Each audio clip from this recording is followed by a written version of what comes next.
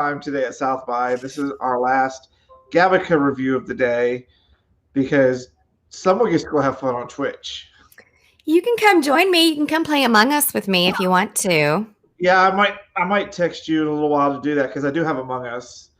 Um, but like I'll be on later with another of our Kaiju Lab crew, Anastasia from Braz Red Web, to talk about a bunch of tech stuff she saw at South by Southwest and do a follow-up review.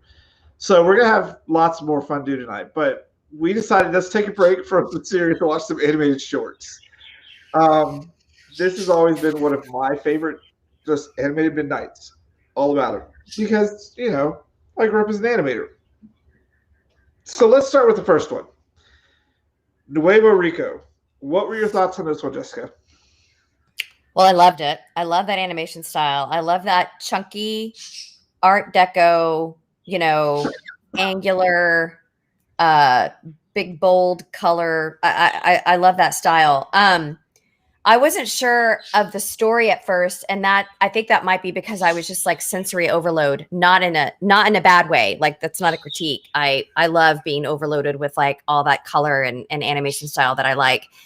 But I think what I ended up gathering was that they were twins. Yeah. And they had a music duo, and then she wanted to go solo, and well, we saw what happened. But the whole God aspect of it kind of confused me because it sounds like they were equating the high that they got from all the drugs they were doing as that was a gift from the gods. So I had here's trouble. how I I didn't thought. understand. Huh?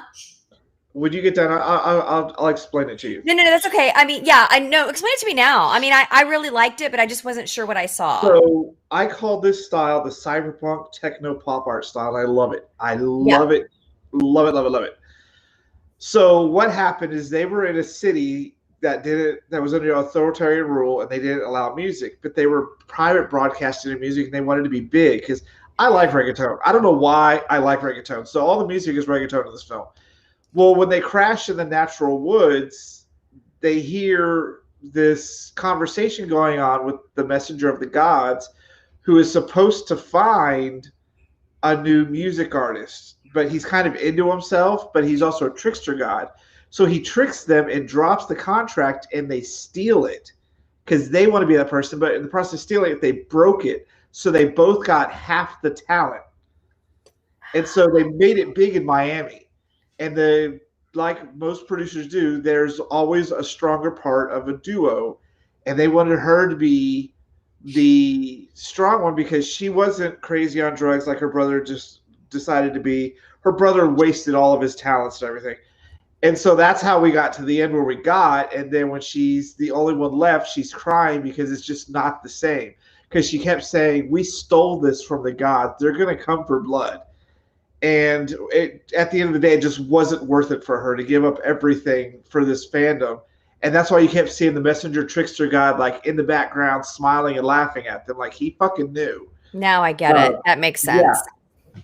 And I loved the design of the messenger god, the trickster. That was perfect. Yeah. Because you'd see that smile pop up in the shadows behind them and like above them. And like every time something was getting intense, he was there somewhere. So yeah, that was great. And I love when movies incorporate opening titles into the movie. Like the title and the director were like a TV being broadcast through a window that people walking in front of. I love when they do that because it just draws you in more without taking this whole like, oh, produced by blah, like all over the place, which is fine. Right. But if you can incorporate it, I always give mad respect for that. Yeah, and it fit with the rest of it because they're performers, and so like putting the names on the TV like that is just sort of like just I don't know more usage of media in the actual show. I loved it too. I think I just didn't. I should have gone back and started it from the beginning because I don't think it was I don't think there's anything wrong with the story that I got confused. I think that I spaced because I was so, like I've told you, I've got like this I got big widescreen curved monitor. And so I'm like, I was just looking at everything and I wasn't paying attention to the story. Because it was, I mean, yeah, it was great. I thought it was great. So we started with that one, and then we go to stop motion, which I love stop motion, y'all. Like, what was that? What was that called? it was called Love is Just a Death Away. Oh my God. Oh my God. That was so grotesquely beautiful. It was, because it's about a junkyard and a zombie dog, and that's what you think at first. Right. And then you realize he's got a little Remy inside of him from Ratatouille. There's a little caterpillar thing inside controlling the dog, looking for a friend or something. And yeah, there's the reason I really love stop motion is because it's so hands-on, just like hand-drawn animation. Because CGI, fine, but when you have that hands-on every single aspect, it shows. And it just the little details like the eye falling out, the way it would swing, and when he sat down and the innards fell out when he was trying to romance the rat, like it was just so funny. And then it was so sad when the cockroaches showed up, and you're like, this isn't going to go well. And then at that point I was like, okay, this can't be a caterpillar. This has to be like an alien or something, right? And then no, it turns out it was a caterpillar looking for a friend to evolve and live life with. Just happened to do it in a trash yard. So, wow. And I always laugh when in animation things they do the F with the little death with the little X's on the eyes. Like that always gets me because it's hilarious. Mm-hmm. Yeah, dude, this one was good. It was so good. And I was so heartbroken before I knew that the dog was being controlled by the caterpillar. Like I thought it was actually a dog. Just super, super roughed up. You did too, right? Like at first we don't know. No. When it popped out at first, I was like, that's a zombie pug. Watch this happen. Because the two eyes are different, and I just recognized that right away. Yeah. It took me longer. It wasn't until I saw the caterpillar sort of like at the command center, and I was like, oh, okay.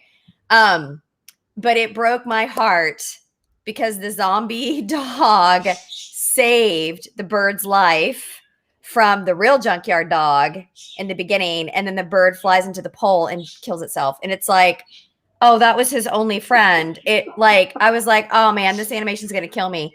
I thought it was so creative.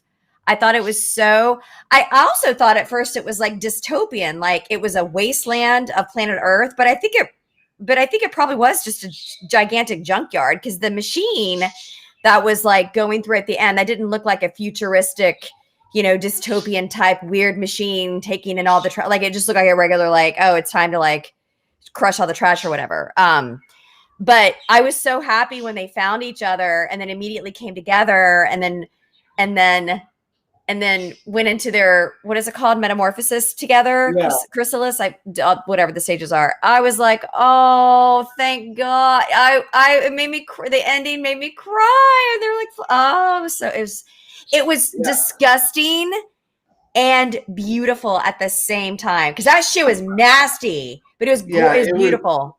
Really well done. I don't know if y'all can hear the wind out here, but that's what's been happening to my internet today is there's sections of town that are losing power because it's blowing power lines over. Like it's just been howling around my house the whole time. So that if you're hearing anything in the background besides a bird, that's what it is. Yeah, I hear my howling too. And it's still doing the snap, crackle, pop, but whatever. It's not the end of the world. Yeah, I'm trying to make this work as fast as possible. So okay. Next up, if there was ever a short film to see on the biggest screen possible, it's Opera. Because it was deep without knowing it. I was like, this is her oh fuck, how do you say the artist's name? Jessica, no, I refuse. Hold on, give me 2 seconds because I refuse to say this wrong because I love this artist. uh Hieronymus Bosch. If Hieronymus Bosch had created a depiction of communistic regime hell, this is what an animation of it. If he had created an animation of it, I would think of something like this. I don't know if that makes sense to you. You know who the depiction, the famous depiction of hell, because huh? I can't hear you. Say again. Hello. Yeah. I got something completely different out of this. So what'd you get? Okay. I just kept thinking communism. Heavy factory working, sort of Upton Sinclair type vibes going on, with the sweatshop feel that I got. People falling into shit, and then a loop, and then a cycle, right? It was a cycle, and then it wasn't even a sun and a moon that had come together. It was like two versions of a moon, because sun and a moon is so clear, but they were at like two moons. I definitely, for me, this would warrant research to understand what I saw, because I'm intensely interested in what the artists or team of artists or creator was getting through with their art. I was fucking floored. Okay. So I got something completely different from it, because it starts with a little pyramid and you see a keyhole. And as it starts to go down, the whole thing is a pyramid as you go down, and it starts getting more complex. And everything's kind of white. It's like the beginning of humanity. And then there's kind of this division where everything's orange and everything is blue, and it starts representing dark and light. Because when you look on the side of the darkness, it has like slavery, institutionalism. It starts going this weird, like the darker side of life, whereas the other side is like healthcare and all these other like light side good things. And then there's the middle that's kind of that gray area where there's like a vicious cycle of them going around doing things, feeding both sides. And then you get to the bottom, and it becomes very clear as good and evil, because there's a key hanging. It's the key of knowledge. And there's someone who represents to me, what is this all about? What is it for? The key goes to the keyhole at the top, but before he can actually reach it, the good side comes out and kills him because he's a bad side. And that starts the war. Because if you notice at the beginning, the moon goes from light to dark, and it's always tipping. So this tip was to the dark side. So the dark side was supposed to win this cycle. And so it works its way down, the battle happens, and they come out and reset. And then it works its way back up, and you start to notice things, because not everything bad is necessarily bad, but because it came from bad, you look at it bad. Like there was knowledge was over there. Whereas over on the good side, just because it's good, which was like industrialism and stuff like that, doesn't mean it's good because it was polluting the water in the good side. Mm-hmm. And you get to the top, and they're feeding the deity at the top. So my message was, and then the cycle resets to this time, like light side will win before it goes back down.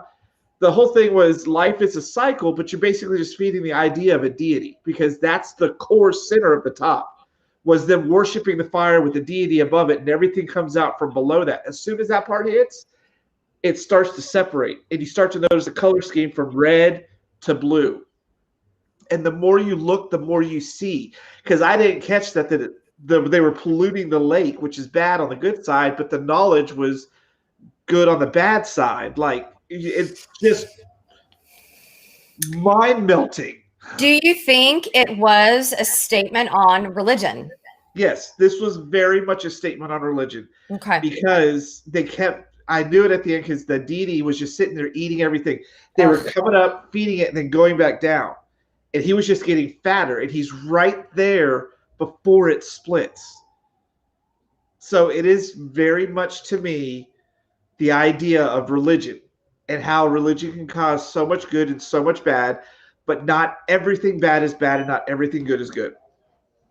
So that's what I got from it. I need to watch it 15 more times. I was just, again, kind of like with the first one, forgot the name already. Rico. Yeah. I was just like, taking everything in, and it was a slow. I was like, is this a pyramid scheme?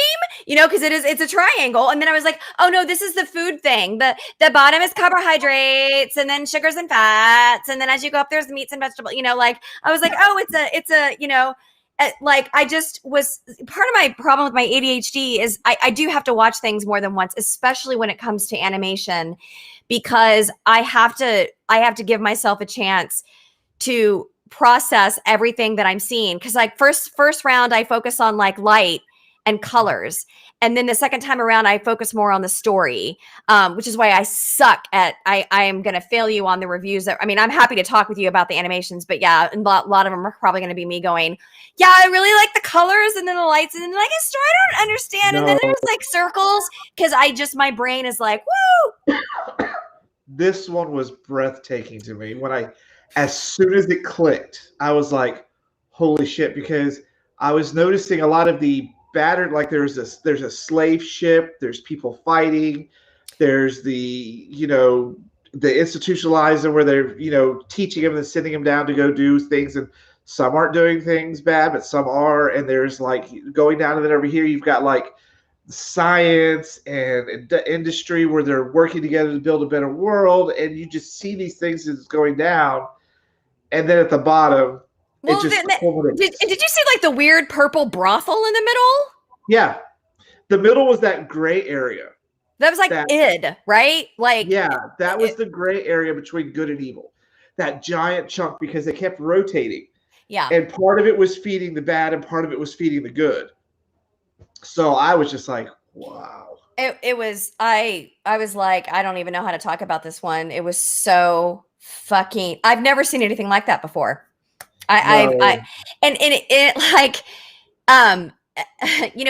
I was talking about the different incarnations of like, different shows being done in different styles, 1950s version of Hamlet and Backstreet Boys NSYNC version of Jesus Christ Superstar. Like I've also seen a lot of different versions of plays and movies and animations set to, oh my God, my brain. Da na na na na na na da na na na na na na na. Bolero. God, you have such a good singing voice. Thank you. Maurice Ravel's Bolero. I have seen that beautiful piece of music set to different, and I could see it in this one too, where the pan and then in the da na when it gets to the end, when it's just eating. Like I didn't start hearing that because the sound design. You know what I loved? This is what I really was super impressed, which is why I didn't catch all the things I will need to catch other times I watch it. But like, there's so much going on. My eye was having trouble figuring out where to look, but the sound design was able to pull me in, because I would try to sort of like whatever room was taking precedence, the sound would be louder. So like I could see like the guy, the deity that was eating and eating and eating, and you finally see that at the end, the sound didn't come in for that until it got a little closer to eye level. So below that, sounds were coming in from other parts of the room, the factory workers. There's a marriage ceremony looping on the left-hand side continuously. And I love that each room, and there were hundreds of rooms, it felt like, had their own sound, but it chose for you when that sound would come in and out. And then if you were able to actually match the sound with the room you were looking at, it was even more of an enriching experience. Yeah. Oh, God. I'm going to be watching this one again. I want to pick out more of the rooms to verify that is exactly what I got from it. Because I remember the marriage room, and that was towards the top when things started to split. Yeah. And then we go into this experimental, I like to call it janky animation of Our Bed is Green. And I call it janky animation because it's this fad of doing rotoscope, but you purposely leave out frames, so it's very choppy. And I think it kind of worked for this one. It's not my favorite style of animation. Yeah. But it's easy to do. So this one, to me, it's set in a somewhat dystopian future where people It's kind of like Ready Player One. They live in a world, but they go to this virtual world, really having these experiences. More cyberpunk than dystopian, don't you think? Yeah, very cyberpunk. Yeah. And to me, it was a representation of how we have now moved to living these lives online, but not living them in real life. And I don't know if you noticed, but some of the signs on the bus were making fun of that aspect. Like there was one that literally said, longing for the real world, we've got you covered. It was about going to one of these places and living in the real world. Like I didn't expect the ending. I thought that ending was beautiful, and it was heartbreaking. Yeah. Because we follow this woman who goes to this virtual cantina, goes into the holodeck, and has this dance party with a girlfriend that she has. Mm-hmm. Then you realize in real life, that's like her best friend, and they're both in straight relationships.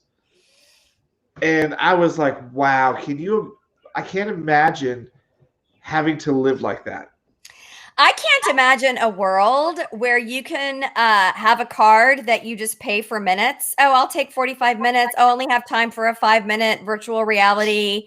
You know, these spas around town, you can just pop in and fucking put anybody into your holodeck that you want and have that experience. You can have sex with anyone you want. You can have conversations with anyone you want.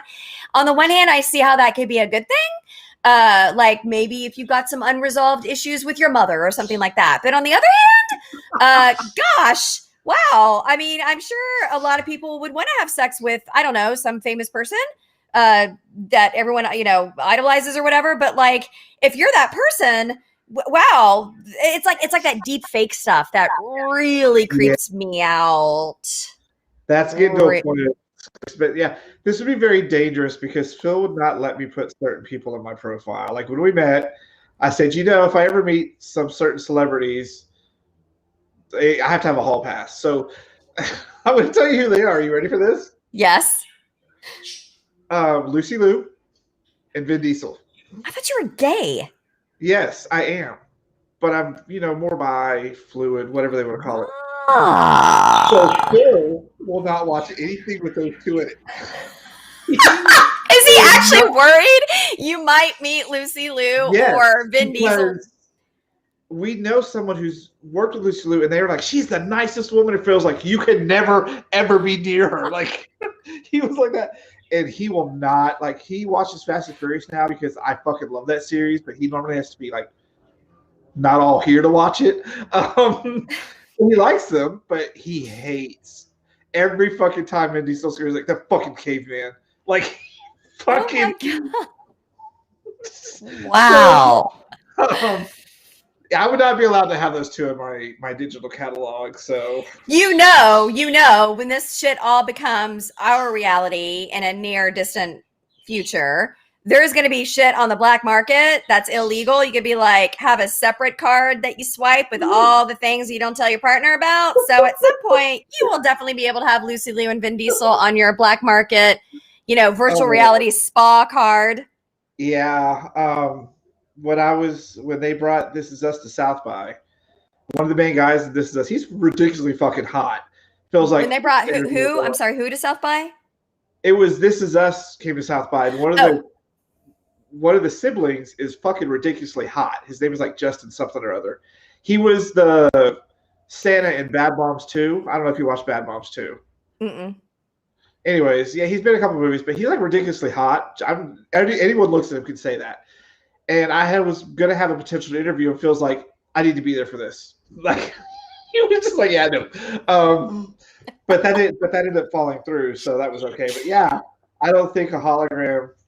I think I would probably like live weird adventures. Like I'd go raid a castle or techno cyberpunk thing. Like I love cyberpunk. I fucking love cyberpunk. Yeah. I'd do something like that. I don't think I'd waste it on, you know, fake relationships. And it was really sad that this woman in this short had to go there to have the relationship she wants because in real life she just can't. Yeah, and the way it looked like in the animation was that her best friend is in love with her boyfriend, and then the girl who obviously has feelings for her best friend who goes to kiss her boyfriend with one eye open, looking at her best friend. Yeah. She's not in love with her boyfriend. And I don't know if she's gay or if she's not gay, doesn't matter. It's just like she clearly has feelings for her best friend, and she's not in love with the guy she's with. And of course, he's super sweet. Like, are you okay? What's going on? Like, he's obviously the super sweet guy, and they're all friends and everything. Awkward. But yeah, it was painful. It really was. And I didn't think that the things on the subway were making fun of it. I thought that they were like, did a really good job of making what would be advertisements when this shit really does actually start to happen. I thought it was like really good subway, you know, hey, would you like to come live in the real world? Ha ha ha, because this is the real world. But yet it's now being considered the real world in virtual reality because that's the world that you can create. That's one of the social things they talk about these days, is how we've lost touch with reality because we all live behind a virtual screen now. And so this was a great example of merging the two. And the really sad fact of it is it's not real, but you're too afraid to make things real. So I enjoyed it a lot. I also have to say, I really like the fact that there's more and more gay representation in these films at South by over the past few years.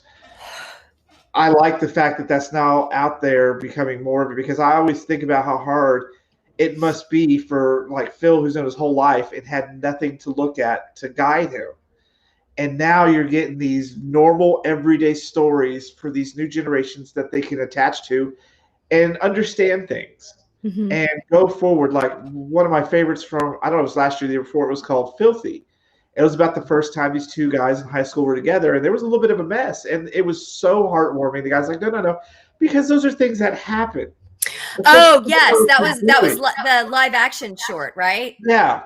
Oh, so I love that one. That there's more and more of these encouraging gay community ones coming in, and you know, I'm playing a game now on the Xbox called Tell Me Why, and it's about a trans character and his sister. They were twins, and he decided he was a he a long time ago, and the issues that came up. And it's a really good game, and it's really positive. So I'm really, really happy that we're now getting to the point where we get the positive sides of these things out. We had Femme, which wasn't necessarily positive, but it was representative. We had this one. We just, like, I have to say I'm really happy we're getting to that point. And I'm really happy for future generations that are going to have this to look at and not be completely lost. Yeah, and get to the point to where it's a normal thing, and so then we don't have to say something like, I'm so glad there's representation here, because then at some point you want it to be like, oh, what a great festival with all sorts of things in it, instead of having to bring up the point of, I'm really glad there's a lot of LGBTQ things in here. Like at some point, I hope it's just normal. Yeah, like I like, just like with the Romeo and Juliet. I love the cast of that. I loved it. It was ethnic. It was variety. There was all sorts of stuff there, and that needs to be more normal. Like Raya and the Last Dragon hit Disney Plus, and everyone's talking about how it's the first Asian princess, and it's an Asian cast. I'm like, yes, this shouldn't be a thing though. Like this should be normal. Why are we not where this is normal? At least this is the first step to getting this as a normal. We need more of these stories by, you know, people who have different viewpoints and different backgrounds and different races, and bring them to life. There's no reason why we can't.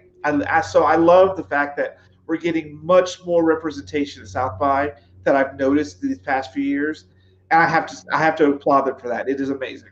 Yeah, same. What a wonderful second day I've had with you. I know this has been, even though the internet's probably going in and out. It's okay. I'm going to do a different setup tomorrow in case it's still this windy, because I think it's supposed to be windy for a while. But yes, we'll be back tomorrow with way more fun. Like I said, catch Jessica on Twitch. If I have time, I'm going to try to get on Twitch with her and play at least a game or two of This Is Us. But I've got to figure out when out stage is free, because it's St. Patrick's Day, I guess, and she's making green beer. So, oh God, how fun! Yeah, it is.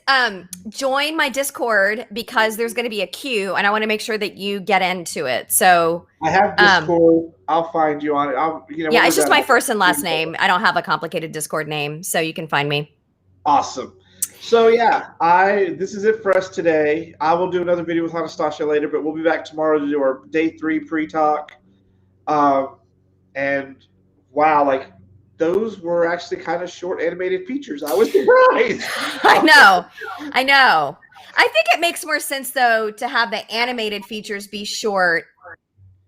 Well, there's a lot of time that goes into it. Yeah, so, like to make those longer, that you have just increased your budget by how many freaking thousands and thousands of dollars? And time, yeah. And time and staff, right? So like, I love the animated shorts because of course you do. You're an animator. I was like, shut up. No, I actually wanted to say that before we close. I wanted to say this because when we were first talking, when I was asking you questions about the first animated film that we saw today, Rico? Yeah, Nuevo Rico. Nuevo Rico. I have a bad memory. Hearing you talk about why you appreciated animation is so valuable to me because you are an animator. And so, you know, it's just really fun hearing you talk about how you felt about these films. It's like super fucking cool because I learned from you when you talk about it. I'm like, oh, that's not something I ever would have caught or understood. And you know, oh well, Gavin's an animator, so that makes sense. I met someone who had the same viewpoint at Other Worlds Austin from overseas. Her name is Katya Pate, and she does nothing but stop motion, and it's creepy, brilliant stop motion. And we had the most in-depth conversation about the difference between the mediums, and it was lovely. I loved her. I have followed her since. She is doing shows all over the festival circuits. But yeah, it's very different. And Phil really wants me to make a cartoon because I have the tools here to do it. It's just the time because we created an idea that you will love when I tell you about it. It's just it's what I wanted to do. And then Toy Story came out and the whole industry changed, and I was like, I'm going to go do other things now, and that's where I got to today. So yeah, we're done talking for today. We'll be back tomorrow. Don't forget, I'll be online later with Anastasia. Catch Jessica on her Twitch, which is what? Twitch.com, Jessica? It's twitch.tv/Jessica Calvello, CALVELLO. Come play Among Us with me. And so, yeah, we'll be back later. You guys have fun, and thanks for watching. Thanks so much.